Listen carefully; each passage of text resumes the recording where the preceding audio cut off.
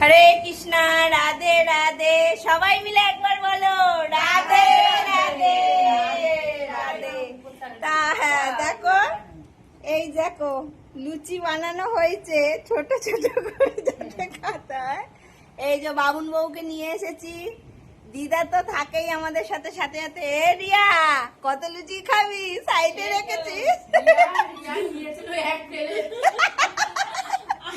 কি মজা পেয়েছে, মানে কি ঘুম থেকে উঠে দেখি মা এসে লুচি বানাচ্ছে আর এবারে করে খেতে হচ্ছে।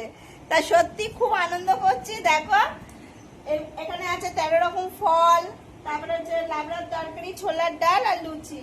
আজ এই লুচির সাইজ গুলো দেখেছো পুরো ফুচকা। এই টক জল বানাবো? বানাও। আমি তো এক চামচে একদম রাজি একদম।